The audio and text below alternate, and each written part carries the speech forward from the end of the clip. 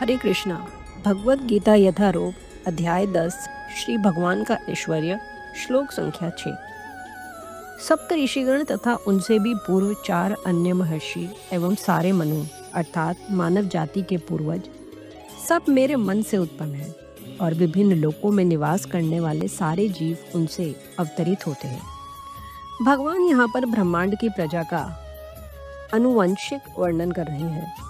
ब्रह्मा परमेश्वर की शक्ति से उत्पन्न आदि जीव हैं जिन्हें हिरण्य गर्भ कहा जाता है। ब्रह्मा से 7 महर्षि तथा इनसे भी पूर्व 4 महर्षि सनक, सनंदन, सनातन तथा सनत कुमार एवं सारे मनु प्रकट हुए। ये 25 महान ऋषि ब्रह्मांड के समस्त जीवों के धर्म पथ प्रदर्शक कहलाते हैं।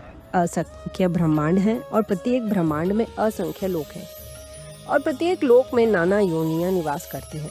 ये सब इन्हीं 2500 प्रजापतियों से उत्पन्न है। कृष्ण की कृपा से 1000 दिव्य वर्षों तक तपस्या करने के बाद ब्रह्मा को सृष्टि करने का ज्ञान प्राप्त हुआ।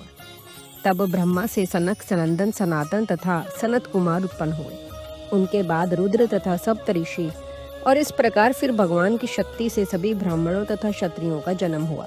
ब्रह्मा को पितामह कहा जाता है और कृष्ण को प्रपितामह अर्थात पितामह का पिता।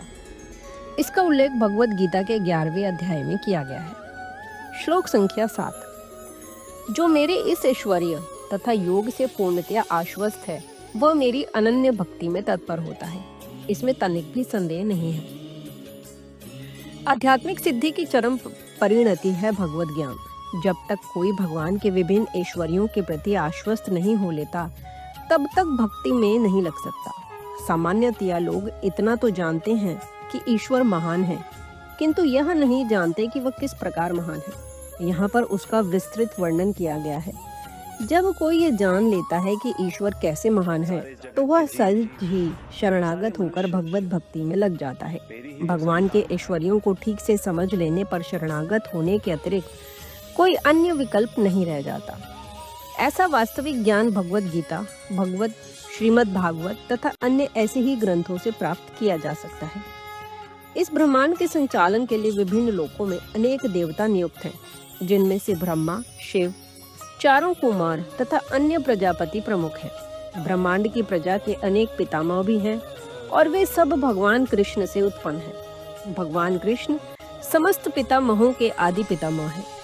ये रहे परमेश्वर के कुछ ऐश्वर्य। जब मनुष्य को इन पर अटूट विश्वास हो जाता है तो वह अत्यंत श्रद्धा समेत तथा संशय रहित होकर कृष्ण को स्वीकार करता है और भक्ति करता है। भगवान की प्रेमा भक्ति में रुचि बढ़ाने के लिए ही इस विशिष्ट ज्ञान की आवश्यकता है।